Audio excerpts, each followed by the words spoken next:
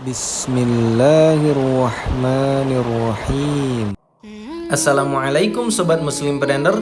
Jual beli online sudah menjadi keseharian kita. Tapi tahu nggak apa nama akad jual beli online dalam Islam? Dan bagaimana Islam mengatur hal ini? Secara fakta, jual beli online adalah penjualan dengan metode pembayaran terlebih dahulu, baru kemudian barang dikirimkan. Dalam transaksi jual beli online, pedagang hanya menjelaskan sifat-sifatnya seperti foto produk, spesifikasi, kelebihan, kekurangan, ukuran, berat, dan lain sebagainya. Akad seperti ini di dalam Islam dikenal dengan akad salam atau dalam istilah lain akad salaf.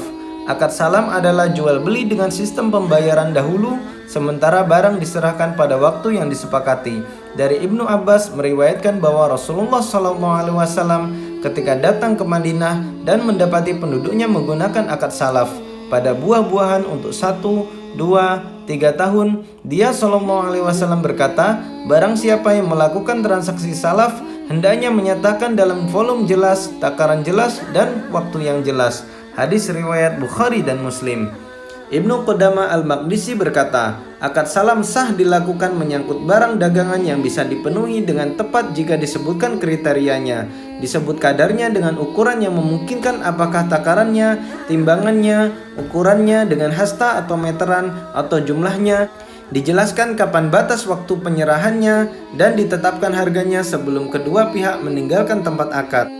Akad salam wajib dibayar tunai oleh pembeli, tidak boleh hanya dibayar DP atau uang muka saja. Misal kita berakad salam untuk membeli motor, sedangkan motornya lagi di luar kota dan baru akan sampai 3 hari kemudian, maka kita bisa memilih untuk membayar tunai harga motornya atau kita menunggu saja 3 hari kemudian baru berakad beli motornya. Tidak boleh kita bayar DP misal separuh dulu karena ini akan merusak akad salam.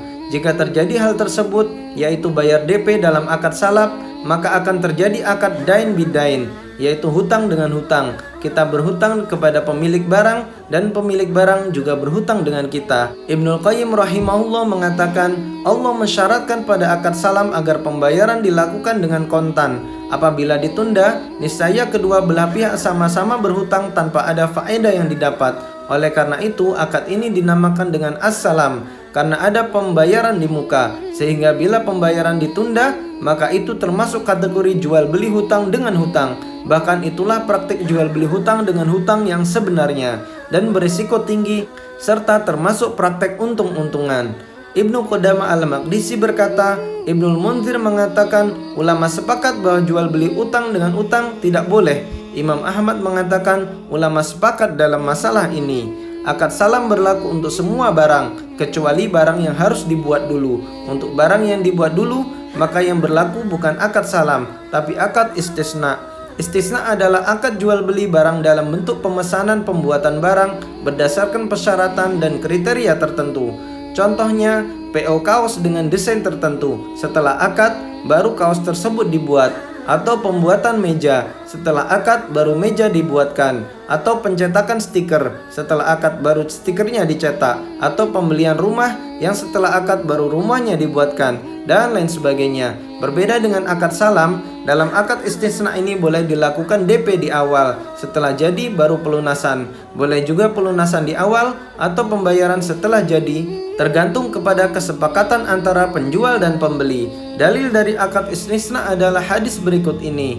Diriwayatkan dari sahabat Anas radhiyallahu anhu, pada suatu hari Nabi SAW hendak menuliskan surat kepada seorang raja non-Arab. Lalu dikabarkan kepada beliau, sesungguhnya raja-raja non-Arab tidak sudi menerima surat yang tidak distempel. Maka beliau pun memesan agar ia dibuatkan cincin stempel dari bahan perak. Anas mengisahkan, seakan-akan sekarang ini aku dapat menyaksikan kemilau putih di tangan beliau. Hadis riwayat Muslim. Qadhi Abu Yusuf berpendapat bahwa akad istisna adalah akad yang mengikat antara penjual dan pembeli. Ketika barang yang dipesan secara istisna jadi, maka pembeli wajib mengambil barang tersebut dan penjual tidak boleh menjual kepada orang lain.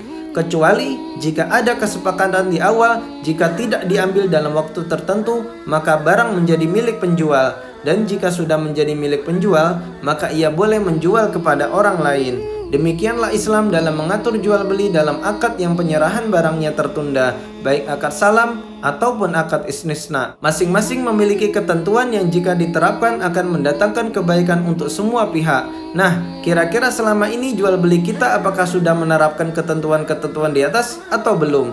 Like dan share jika bermanfaat. Jika ada saran atau pertanyaan silakan ketik di kolom komentar. Dan jangan lupa subscribe biar nggak ketinggalan video berikutnya. Barakallahu fikum. Wassalamualaikum warahmatullahi wabarakatuh.